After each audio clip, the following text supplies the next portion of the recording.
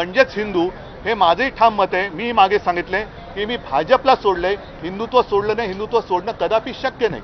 आणि त्या अपुऱ्या माहितीच्या आधारावरती तुम्ही राहुलजींच्या निषेधाचा ठराव करू इच्छित होता. मग माझं म्हणणं असं आहे की पुढचा ठराव आपण आणला पाहिजे. एक तर राहुलजींनी हिंदुत्वाचा अपमान केला नाही, भाजप म्हणजे हिंदुत्व नाही हे त्यांनी ठासून सांगितलं. पण अपुऱ्या माहितीनिशी हे सभागृहात तो ठराव आणू इच्छित होते. आणि जर ठराव आणला असता आणि तो मंजूर करून त्यांनी बहुमताच्या जोरावर जसं आज निलंबन केलं तसा ठराव मंजूर करून पाठवला असता तर असत्यावरती तो ठराव मंजूर करून घेतला असता. तर असत्य माहितीच्या आधारे हा ठराव आणू इच्छिणं किंवा आणू पाहणं हा सुद्धा सभागृहाचा अपमान आहे. त्याच्यामुळे मग त्या सदस्याला सुद्धा तुम्ही निलंबित करणार आहात का?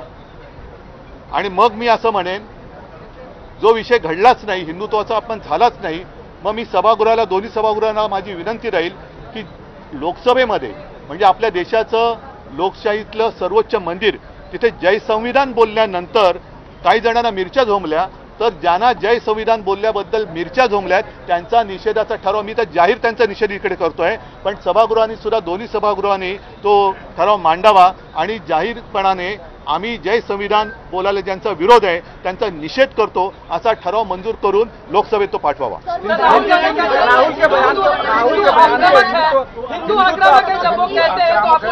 क्या राहुल गांधी के जो बयान आता है कि हिंदू आक्रामक है और जिस तरह के हिंदुत्व की व्याख्या वो लोकसभा में कहते हैं उसको कैसे? नहीं, आप पहले मुझे बताइए कि क्या गलत कहा, क्या गलत कहा उन्होंने, कहाँ अपमान किया?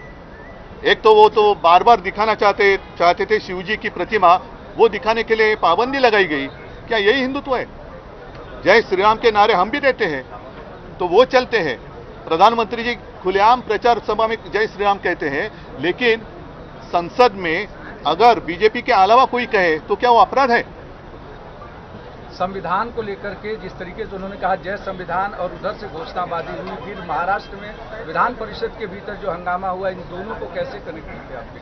नहीं, मैंने सारी बातें कही हैं कि ये सारी अगर मगर की बातें हैं.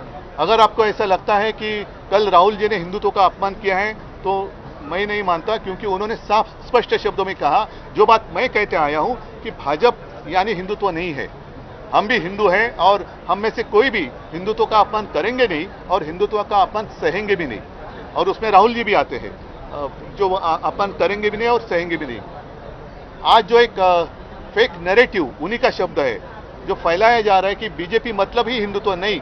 हमारा हिंदुत्व पवित्र है, हमारा हिंदुत्व बीजेपी तो उसके आसपास भी नहीं आ सकती. हिंदुत्व तो एक उन्होंने एक नकाब बनाया है लोगों को उल्लू बनाने के लिए. तो मैं तो यही कहता हूं कि जैसे उन्होंने कल एक कोशिश की गलत जानकारी के आधार पर